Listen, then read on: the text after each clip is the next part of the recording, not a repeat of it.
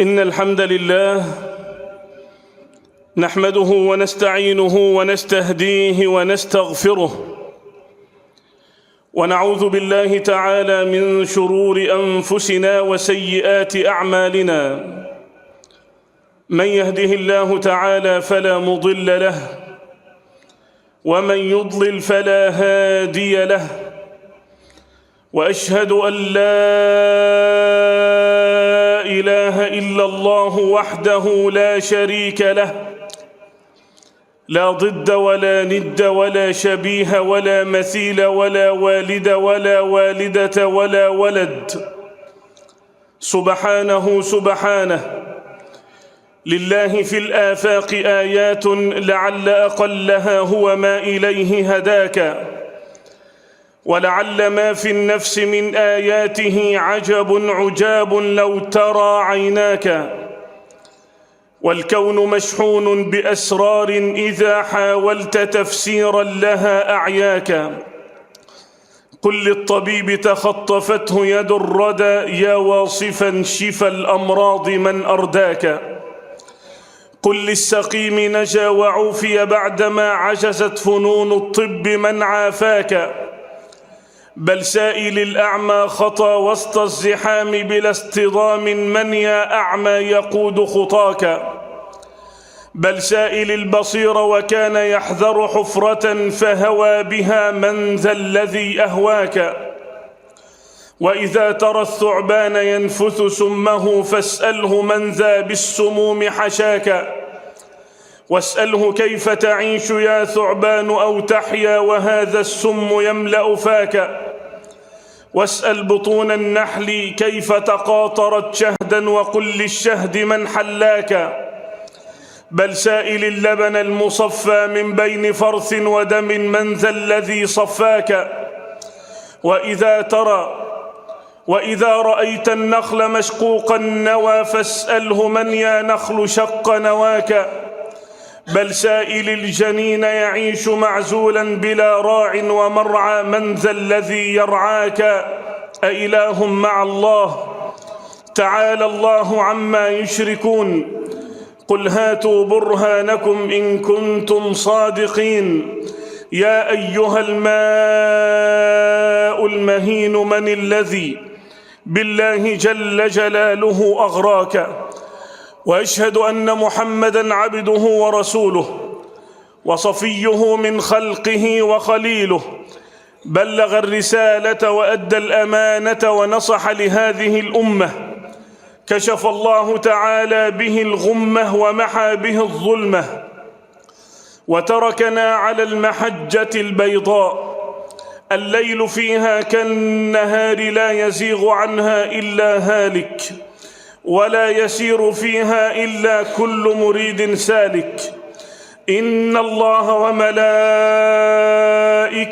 يصلون على النبي يا أيها الذين آمنوا صلوا عليه وسلموا تسليما. ثم أما بعد، فإن أصدق الحديث كتاب الله تعالى، وخير الهدي هدي محمد صلى الله عليه وسلم، وشر الأمور محدثاتها، وكل محدثة بدعة، وكل بدعة ضلالة، وكل ضلالة في النار. أحبتي في الله، قال نبينا صلى الله عليه وسلم: سيأتي على الناس سنوات خداعات يصدق فيها الكاذب ويكذب فيها الصادق، ويؤتمن فيها الخائن ويخون فيها الأمين، وينطق فيها الرويبضة. قال الصحابة رضي الله عنهم: ومن الرويبضة يا رسول الله؟ قال النبي عليه الصلاة والسلام: الرجل التافه، وفي رواية: الرجل السفيه يتحدث في أمر العامة. وقال النبي صلى الله عليه وسلم في وصف هذا الشر الذي بعد الخير: دعاة على أبواب جهنم من أجابهم إليها قذفوه فيها. قال النبي عليه الصلاة والسلام: دعاة على أبواب جهنم من أجابهم إليها قذفوه فيها. قال الصحابة رضي الله عنهم: صفهم لنا يا رسول الله. قال النبي عليه الصلاة والسلام: هم من بني جلدتنا ويتحدثون بألسنتنا، قلوبهم قلوب شياطين في جثمان إنس. أيها المسلم، هل أتاك حديث المكرة اللئام النكرة؟ بال منهم حمار فتبعه 10 أحمرة وأحمرة وأحمرة. هل أتاك حديث مركز التكوين الذي يرأسه رجل طعن في الله عز وجل؟ هؤلاء الذين يسمون بالنخبة وفي لقاءات أخرى يسمون بالتنويريين، هؤلاء النخبة التي بلغت أعداد المشاهدات على الشبكة العنكبوتية لهم مئات الألوف، بل وصلت إلى 1,000,000 مشاهدة في أيام معدودات وتزيد. يرأس هؤلاء إبراهيم عيسى، هذا الرجل الذي طعن في الله عز وجل واستهزأ بالقرآن الكريم وتكلم في ثوابت الدين واستهزأ بأصحاب سيد النبيين عليه الصلاة والسلام، وتحدث عن الصحابة رضي الله عنهم من أمثال عمر، وقال في خالد بن الوليد إنه مجرم حرب، وتحدث عن عثمان بن عفان وعن أبي بكر رضي الله تبارك وتعالى عنه.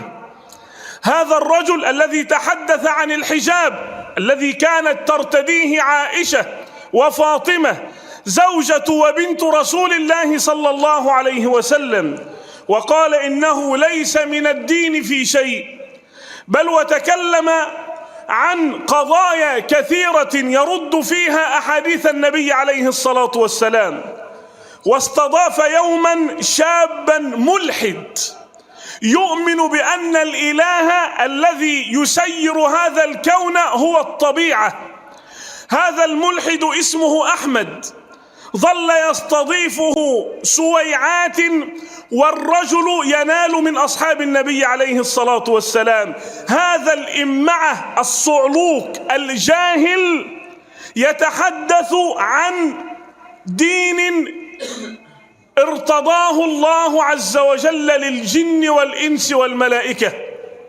والرجل الثاني إسلام بحيري معروف، والثالثة فاطمة ناعوت معروفة بالطامات والكوارث والكذب والإلحاد والتشيع والطعن في أصحاب النبي عليه الصلاة والسلام. مركز لم يعرف في تاريخ العرب كلها، لأول مرة على أرض مصر بلد الأزهر الشريف، البلد التي جعل الله عز وجل فيها الأزهر المنارة التي كانت ولا زالت تذب عن عرض النبي عليه الصلاة والسلام وتبين للناس دين الله عز وجل بحق وصدق. ولعل من المؤسف أن نقول ليس نحن بالذات المقصودين بهذه الهجمة الشرسة، ولكن الجيل القادم. وظيفتنا في هذه الحياة أن نحافظ على هذه التركة التي حفظها لنا أصحاب النبي عليه الصلاة والسلام. السنة سنة، والبدعة بدعة، والتوحيد توحيد، والشرك شرك، والحلال حلال، والحرام حرام. قال النبي عليه الصلاة والسلام: فمن اتقى الشبهات، الحلال بين والحرام بين، وبينهما أمور مشتبهات لا يعلمهن كثير من الناس، فمن اتقى الشبهات فقد استبرأ لدينه وعرضه، ومن وقع في الشبهات وقع في الحرام، كالراعي يرعى حول الحمى يوشك أن يرتع فيه، ألا وإن لكل ملك حمى، ألا وإن حمى الله محارمه، إلى آخر ما قال عليه الصلاة والسلام. كانت المحاضرة الأولى لهذا الرجل الذي يرأس هذا المركز، مركز التكوين، المحاضرة الأولى كانت بعنوان، اسمع: هل السيرة النبوية صحيحة أم لا؟ سيرة من؟ سيرة رسول الله صلى الله عليه وسلم، سيرة خليل الرحمن، سيرة نبيك وقصته وحياته الذي سيرويها لك في زمن الجهل لأمة أول كلمة في دستورها اقرأ إبراهيم عيسى، الذي تكلم في ديانته كثير من أهل العلم، الذي نال من الله وكتاب الله، الذي تحدث عن الصحابة بأقبح ما يتحدث عنهم. إبراهيم عيسى، هذا الرجل الإمعة، هذا الرجل الحاقد الذي لا يعرف له ديانة ولا يصرح بشيء من ديانته، كأنه جاء بأجندة تخدم الإلحاد تارة، والتشيع تارة، والمغالاة في الصوفية تارة أخرى، الذي يستضيف هؤلاء الذين لا يؤمنون بالله ربا ولا بالنبي نبيا.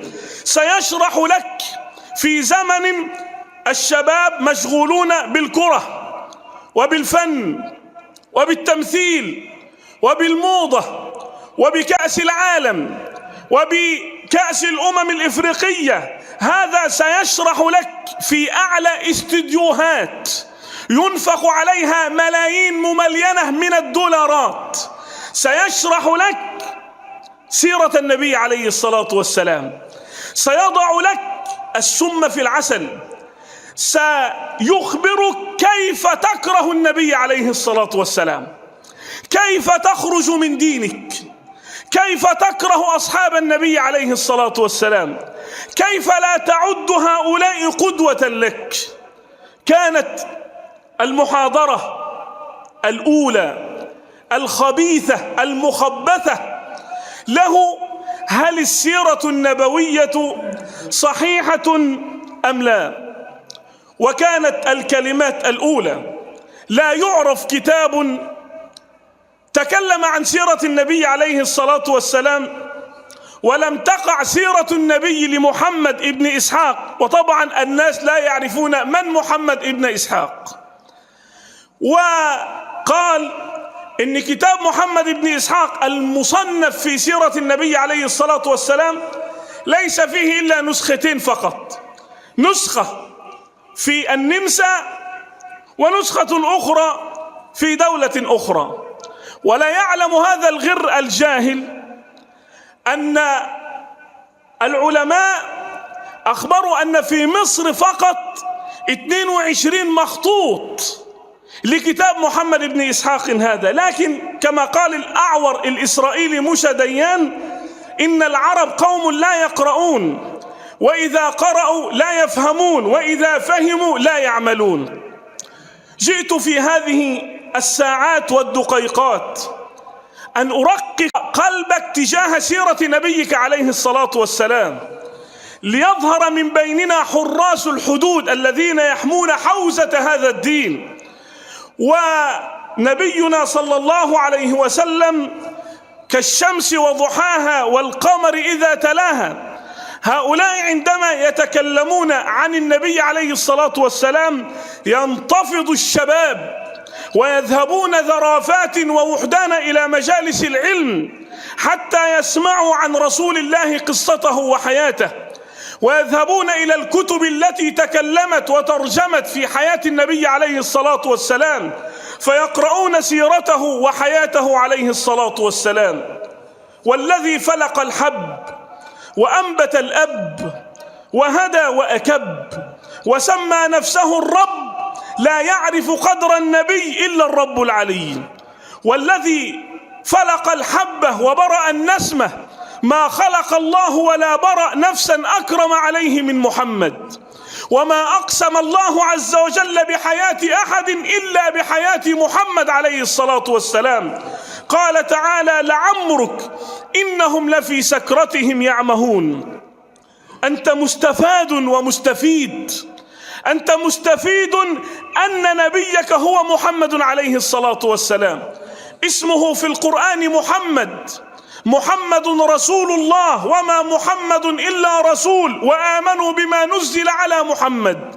واسمه في الإنجيل أحمد، ومبشرا برسول يأتي من بعد اسمه أحمد. واسمه في التوراة المتوكل. سئل عبد الله بن عمرو بن العاص عن وصف النبي عليه الصلاة والسلام في التوراة، قال: أجل والله إنه لموصوف في التوراة ببعض صفته في القرآن. يا أيها النبي، هذا وصفه في التوراة: يا أيها النبي إنا أرسلناك شاهدا ومبشرا ونذيرا وحرزا للأميين، أنت عبدي ورسولي سميتك المتوكل. ليس بفظ ولا غليظ ولا صخاب في الأسواق، ولا تدفع السيئة بالسيئة، ولكن تعفو وتصفح. ولن يقبضه الله حتى يقيم به الملة العوجاء بأن يقولوا لا إله إلا الله، فيفتح بها آذانا صما وأعينا عميا وقلوبا غلفا. في الصحيحين: واسمع بقلبك إذ أنك من الحاضرين في هذا المشهد، أنت الذي يستمع إلى كلماتي هذه، أنت ممن سيحضرون هذا المشهد الذي خرجه البخاري ومسلم في صحيحيهما من حديث أبي سعيد الخدري سعد بن مالك صاحب رسول الله. قال: سمعت النبي صلى الله عليه وسلم يقول: ينادي الله عز وجل يوم القيامة على آدم فيقول الله: يا آدم، في يوم يجعل الولدان شيبة، في يوم تسأل عن ربك ودينك ونبيك، في يوم تحتاج إلى شفاعة النبي الذي قصرت في حقه في هذه الحياة. لم تقصر في حق بطنك وفرجك ونفسك وزوجك وأهلك وولدك وابنتك وأبيك وأمك وذويك، وقصرت في حق من تحتاج إليه في يوم تدنو الشمس فيه من الرؤوس، والناس يجتمعون من الأولين والآخرين حتى يذهبوا إلى لبنة التمام ومسك الختام حبيب الحق عليه الصلاة والسلام. قصرت أيها المسلم حين رأيت رسول الله يسب فلم تذب عنه على صفحتك حيث التواصل الاجتماعي، ولم تخبر أولادك بسيرته وقصته، وكنت مقصرا في حضور مجلسه عليه الصلاة والسلام. يا آدم، هذا النداء من الله في هذا اليوم العصيب الموحش، في يوم كان مقداره 50,000 سنة مما تعدون، في يوم يفر المرء من أخيه وأمه وأبيه، في يوم قال الله فيه: يومئذ تعرضون لا تخفى منكم خافية، في يوم قال الله عز وجل فيه: فإذا نفخ في الصور نفخة واحدة وحملت الأرض والجبال فدكتا دكة واحدة فيومئذ وقعت الواقعة، في يوم قال الله فيه: وترى الجبال الصلدة الجلدة الشامخة الشاسعة الواسعة، هذه الجبال قال الله: تحسبها جامدة وهي تمر مر السحاب، تطير أمامك كما ترى السحاب في الدنيا. صنع الله الذي أتقن كل شيء في هذا اليوم الذي تركتك فيه أمك التي هي أرحم خلق الله بك، حتى إنها تبخل عليك بحسنة، وأخوك لا يعطيك مثقال ذرة من حسنة، وصاحبك لا يشفع لك ولا يسامحك في مرة اغتبته فيها، لا ينفعك ساعتها حسب ولا نسب، فلا أنساب بينهم يومئذ ولا يتساءلون. يأتي النداء من الله الملك الحق جل جلاله: يا آدم آدم، فيقول: لبيك ربي وسعديك والخير في يديك. آدم أبو البشر الذي خلقه الله بيده، أسجد له الملائكة، نفخ فيه من روحه. آدم أبو البشر الذي أسكنه الله جنة فيها ما لا عين رأت ولا أذن سمعت ولا خطر على قلب بشر. يقول الله: يا آدم آدم، يقول: لبيك ربي وسعديك والخير في يديك. فيقول: أخرج بعث النار من ذريتك. فيقول آدم مستفهما: وما بعث النار؟ فيقول الله: من كل 1999 إلى النار وواحد إلى الجنة. النار الموحشة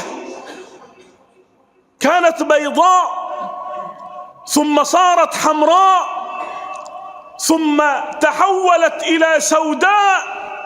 قال النبي: فهي سوداء مظلمة. درجة الحرارة التي نعيشها في هذه الأيام، كل هذا دليل على أن جهنم هذه تتنفس، كما قال النبي عليه الصلاة والسلام: استأذنت النار ربها. مخلوقة من مخلوقات الله، تطيع الله وتستمع له ولأوامره، فقالت: يا رب، أكل بعضي بعضا، أكل بعضي بعضا. فأذن الله عز وجل لها بنفسين: نفس في الصيف ونفس في الشتاء. قال النبي عليه الصلاة والسلام: فأشد ما تجدون من حرها، فأشد ما تجدون من حرها، هذا من نفس جهنم، وأشد ما تجدون من زمهريرها. تصور هذه النار كم بيننا وبينها، وكم المسافة التي تقطعها حتى تصل إلى مكانها الذي لا يعلمه إلا خالقها وخالقنا سبحانه وتعالى.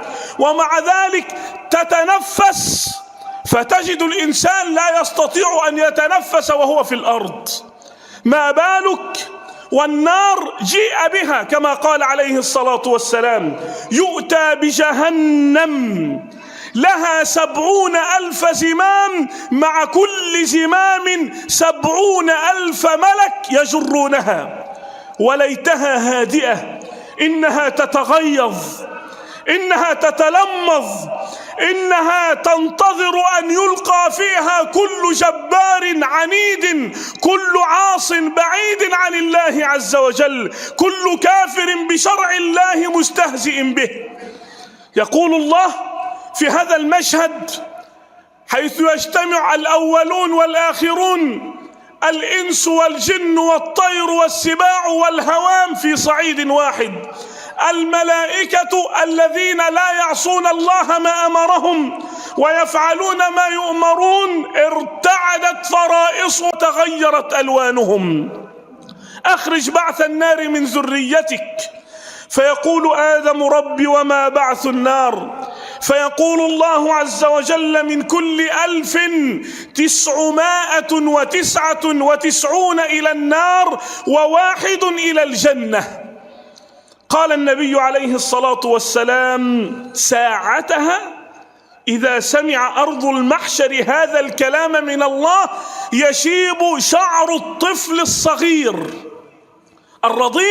الرضيع الذي مات ولم يجر عليه قلم ولم يفعل ذنبا ومات على فطرته، شعره الأسود يتحول إلى أبيض من الرعب، من الخوف، خوف ليس بعده خوف. بسبب هذا الخوف قام النبي من الليل حتى تورمت قدماه، وربط الحجر على بطنه من الجوع وهو العبد الأواه. لذلك الخوف الذي علمه رسول الله صلى الله عليه وسلم، لأنه كان أعلم الناس بالله وكان أصحابه رضي الله عنهم كذلك، كان أبو بكر يقول: يا ليتني كنت شعرة في جنب عبد مسلم. وكانت عائشة أنيسة القريب وزوج نبينا محمد الخطيب تقول: يا ليتني كنت نسيا منسيا. وكان أبو ذر يقول: يا ليتني كنت كبشا يذبح للضيفان. وكان عمر الفاروق الأواب يقول: لو نادى مناد كل الناس يدخلون الجنة إلا رجل لخشيت أن أكون أنا ذلكم الرجل. ونحن وكأن الجنة ما خلقت إلا لنا، مأمن ليس بعده مأمن، وراحة ليست بعدها راحة، وطمأنينة ليست بعدها طمأنينة. هؤلاء كانوا خائفين مع عملهم، ونحن مطمئنين مع تقصيرنا، بل ولا عمل عندنا، لا عمل في العبادة ولا في السلوكيات ولا في الأخلاقيات ولا في الذب عن شريعة الله عز وجل، ولا جهاد ولا جلاد ولا أي شيء. قال النبي ساعتها: يشيب شعر الطفل الصغير، اسمع: وتضع كل ذات حمل حملها. المرأة التي ماتت وفي بطنها حمل ودفنت بهذا الحمل تلقي الحمل على الأرض من شدة ما سمعت ومن وهل ما وصل إلى أذنيها. قال: وتضع كل ذات حمل حملها. اسمع، أنت من الحاضرين في هذا المشهد وأنا، ولا بد. وترى الناس سكارى. هل رأيت سكران؟ وترى الناس سكارى، كأن إنسان شرب خمر فهدي وصار عقله ليس في مكانه. قال الله: وما هم بسكارى ولكن عذاب الله شديد. قال النبي عليه الصلاة والسلام: وترى الناس سكارى وما هم بسكارى ولكن عذاب الله شديد. فشق ذلك على أصحاب النبي عليه الصلاة والسلام، وقالوا: يا رسول الله، ومن منا هذا الواحد؟ من منا هذا الواحد؟ ومن 999؟ قال النبي عليه الصلاة والسلام: أبشروا، قبلنا بشراك يا رسول الله، أبشروا. ومما زادني فخرا وتيها وكدت بأخمصي أطأ الثريا دخولي تحت قولك يا عبادي، وأن أرسلت أحمد لي نبيا. أمة نبينا عليه الصلاة والسلام هي خير أمة، كنتم خير أمة أخرجت للناس، تكرمة الله لرسوله عليه الصلاة والسلام. قال النبي: أنتم موفون 70 أمة، أنتم خيرها وأفضلها على الله، إكرام الله لرسوله عليه الصلاة والسلام. أمة النبي هي آخر الأمم وهي أول الأمم دخولا للجنة، ليس لكرامتك وإنما لكرامة سيد ولد آدم عليه الصلاة والسلام. قال النبي: أبشروا فمنكم واحد من أمة النبي. كل الأمم تقف 69 أمة يقفوا على جنب، وأمة النبي لوحدها، فمنكم واحد. ومن يأجوج ومأجوج 999. فقال الصحابة: الله أكبر الله أكبر. فقال النبي عليه الصلاة والسلام: والذي نفسي بيده إني لأسأل الله أن تكونوا ربع أهل الجنة. فقال الصحابة: الله أكبر الله أكبر. فقال النبي: والذي نفسي بيده إني لأسأل الله أن تكونوا ثلث أهل الجنة. فقال الصحابة: الله أكبر الله أكبر. فقال النبي: والذي نفسي بيده إني لأسأل الله أن تكونوا شطر أهل الجنة. شطر أهل الجنة. هكذا ينتهي هذا الحديث، وننتقل إلى حديث آخر فيه بشرى رابعة بعد بشرى الربع والثلث والنصف. قال النبي عليه الصلاة والسلام يوما لأصحابه الكرام الذين رباهم سيد الكرام عليه الصلاة والسلام: أنتم، قال النبي، أهل الجنة 20 و100 صف، 80 منها من أمتي، يعني ثلثي أهل الجنة من أمة النبي عليه الصلاة والسلام. فخر ليس بعده فخر، وشرف ليس بعده شرف، ورفعة ليست بعدها رفعة. أريد منك أن تعرف قدر نفسك إذ كان نبيك هو محمد عليه الصلاة والسلام. أقول قولي هذا وأستغفر الله لي ولكم. إن الحمد لله حمدا لمن يستحق الحمد ولا يستحق الحمد إلا الله، وأشهد أن لا إله إلا الله وحده صدق وعده ونصر عبده وأعز جنده وهزم الأحزاب وحده. في صحيح البخاري وفي مسند الإمام أحمد مطول من حديث أبي هريرة رضي الله عنه قال: قدم للنبي صلى الله عليه وسلم يوما طعام فيه شاه، فنهس النبي منها نهسة، طعم منها طعمة، ثم قال النبي عليه الصلاة والسلام: أنا سيد ولد آدم يوم القيامة ولا فخر. شوف التواضع. من الذي أخبره أنه سيد ولد آدم؟ جبريل. ومن الذي أخبر جبريل ليخبر النبي؟ الله. ومع ذلك يقول ولا فخر، كأنه يقول والمنة من الله والفضل منه سبحانه وتعالى، فينسب الفضل إلى الله جل جلاله أعبد الناس عليه الصلاة والسلام. كل كلمة يتلفظ بها تشرح في كتب ومجلدات. هذا الذي يريد أن يشرح لنا هل السيرة النبوية صحيحة أم لا، وهو في داخله معاد كاره مبغض لله ورسوله. هذا الإمعة.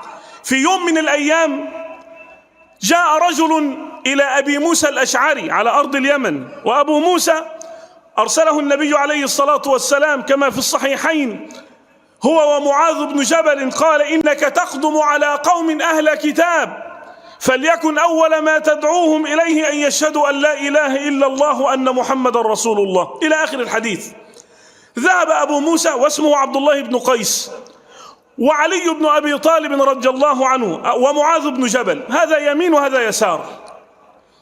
فجاء في يوم من الأيام رجل إلى أبي موسى الأشعري يقول له: يا أبا موسى، ما معنى، اسمع، والذاريات ذروة، والذاريات ذروة. أبو موسى الأشعري مباشرة أول ما سمع إن فيه واحد بيسأل عن الذاريات أرسل رسالة عاجلة إلى أمير المؤمنين عمر بن الخطاب: يا أمير المؤمنين، رجل يسأل عن معنى الذاريات. عمر أول ما جاءته الرسالة أرسل الرد على وجه السرعة، بل منتهى السرعة، وقال له: أرسله لي من اليمن إلى المدينة وأركبه حمار لا إكاف عليه، ليس عليه بردعة. ليه؟ حتى يتعذب. وما الذي حدث لكل هذا؟ رجل بيسأل معنى الذاريات؟ لا، ده رجل عربي يعلم معنى الذاريات الرياح، لكنه أراد أن يلوث على أسماع المسلمين، عايز يشغل عقله وهو بيتكلم في الدين. عمر قال: لا، طالما ظهر هذه النابتة أرسله لي. طب ما الرجل هذا الذي سأل معنى الذاريات يعلم أن معنى الذاريات ذروة، هي الرياح، تذرو التراب يعني تطيره في الهواء، لكن أراد أن يفعل مثل ما فعل هؤلاء، أو شيء يسير مما يفعله بعض هؤلاء، أراد أن يحكم عقله في كتاب الله عز وجل. أبو موسى فطن إلى ذلك، علم أنه لن يؤدبه إلا مثل عمر بن الخطاب رضي الله عنه، أرسله من اليمن إلى المدينة النبوية المنورة، لا حرمنا الله وإياكم من العيش فيها والموت فيها، وقال على حمار لا إكاف عليه. طبعا عندما دخل على عمر كان قد مات في الطريق 10 مرات 10 مرات مما رآه من التعب. فقال له عمر: أنت الرجل الذي يسأل عن معنى الذاريات؟ قال: أجل يا أمير المؤمنين. قال: ائتوني بعصا جريد لم ييبس، ما زال الماء فيه. قال: فضربه عمر حتى أدماه، أنزل الدم من جسده، ثم حبسه عمر رضي الله عنه وقال: ألقوه في مكان كذا فإذا شفي ائتوني به. ظل على كذا أيام ربما أشهر، فلما أفاق قال: ائتوني به، فمثل بين يدي عمر، فقال له عمر: أنت الرجل الذي تسأل عن معنى الذاريات؟ قال: أجل يا أمير المؤمنين. فأمسكه عمر فضربه وفعل معه كما فعل في المرة الأولى، ثم حبسه عمر. في المرة الثالثة جيء له فقال له: أنت الرجل الذي يسأل عن معنى الذاريات؟ قال: يا أمير المؤمنين، إن كنت تريد أن تقتلني فاقتلني قتلة سهلة، وإن كنت تريد أن تداويني فأشهد الله أني قد دويت. خلاص، لا أفكر في هذا مرة ثانية. عمر كان يداوي أمثال هؤلاء الناس، لكن ردة ولا أبا بكر لها، وانتهاكات ولا درة لعمر بن الخطاب لها. النبي عليه الصلاة والسلام يقول: أنا سيد ولد آدم يوم القيامة ولا فخر. أتدرون ولم هذا؟ قالوا: الله ورسوله أعلم. قال النبي عليه الصلاة والسلام: يجمع الله الأولين والآخرين في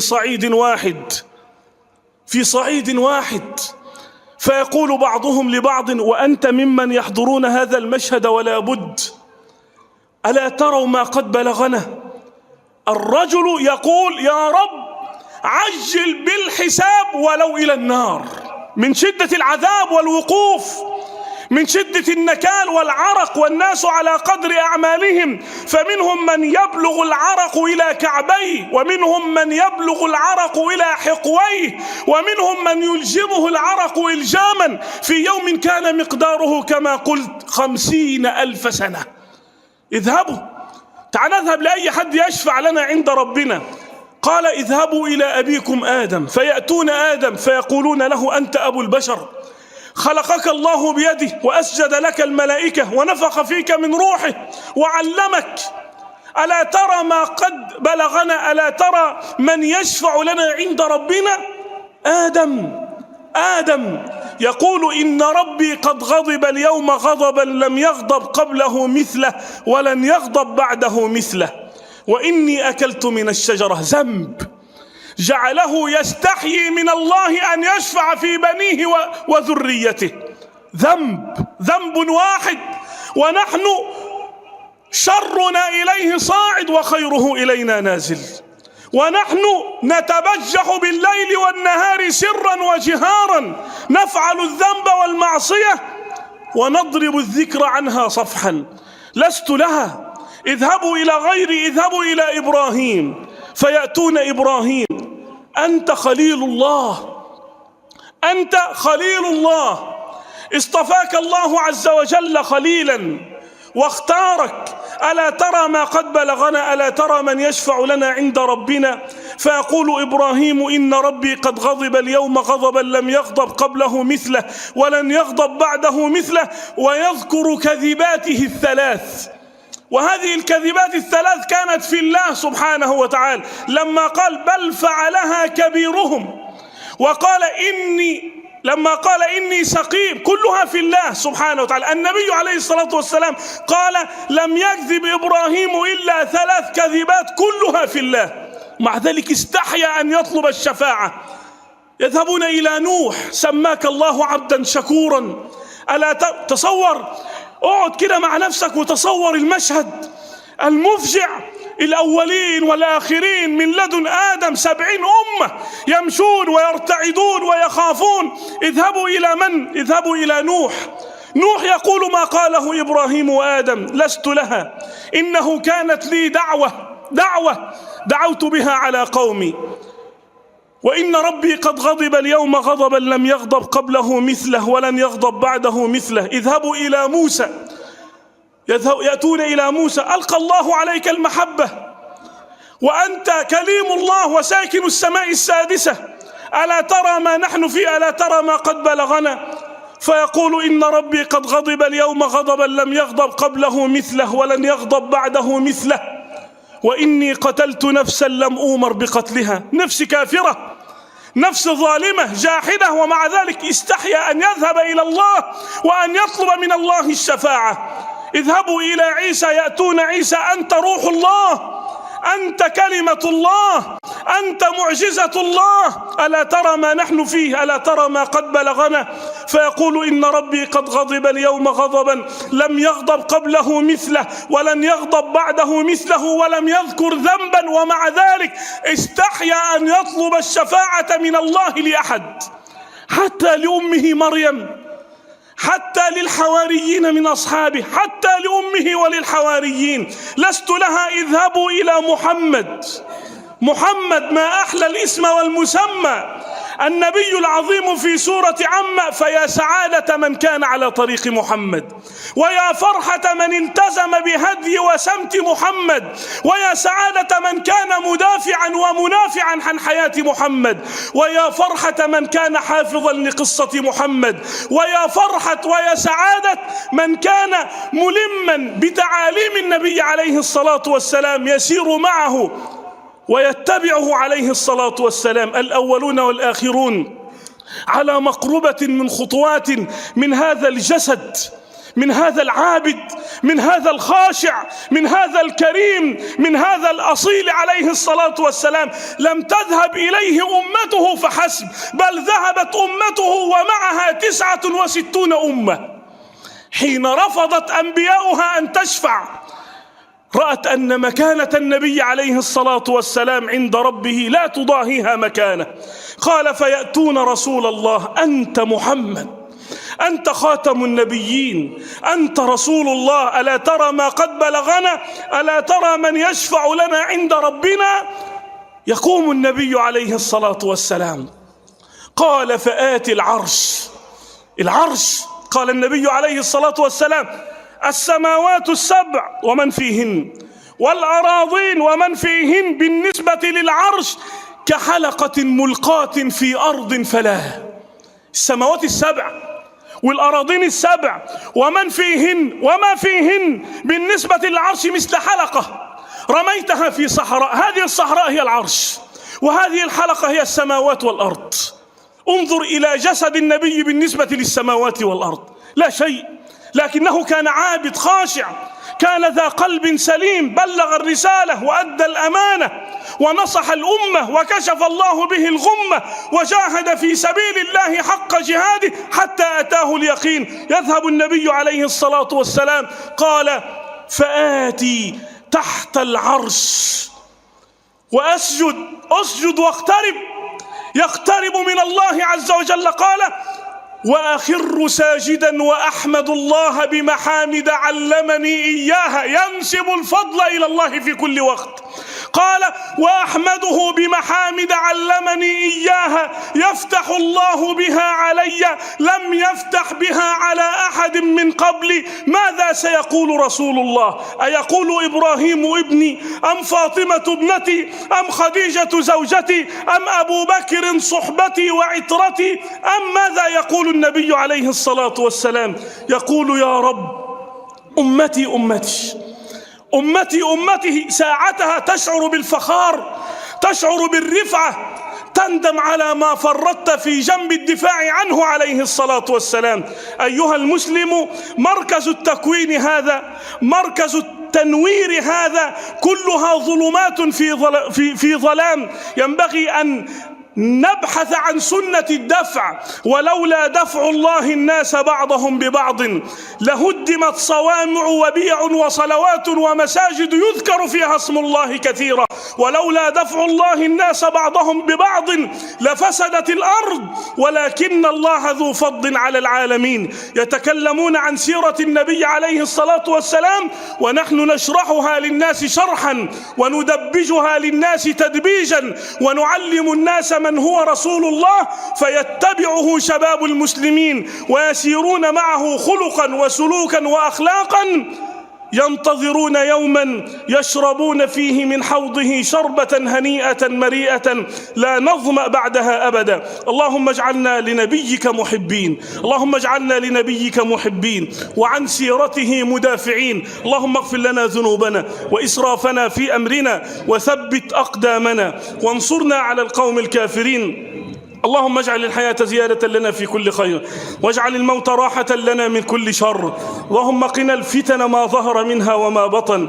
رب آت نفوسنا تقواها وزكها أنت خير من زكاها أنت وليها ومولاها. اللهم اجعل مصرنا أمنا أمانا سلما سلاما سخاء رخاء يأتيها رزقها رغدا من كل مكان. اللهم احفظ علينا علماءنا واحفظ علينا مشايخنا واحفظ علينا أزهرنا ردنا إليك ردا جميلا. اللهم من أراد بنا وبإسلامنا وبأزهرنا وبديننا خيرا وفقه لكل خير، ومن أراد بنا وبإسلامنا وبأزهرنا وبمصرنا شرا اجعل كيده في نحره واجعل تدبيره تدميرا عليه يا رب العالمين. اللهم بارك لنا في آبائنا وأمهاتنا، اللهم ارحمهم كما ربونا صغارا. اللهم من كان منهم حيا أطل عمره وحسن عمله ومن كان منهم ميتا فأدخله الجنة من غير حساب ولا سابقة عذاب يا رب العالمين. اللهم انصر دينك وكتابك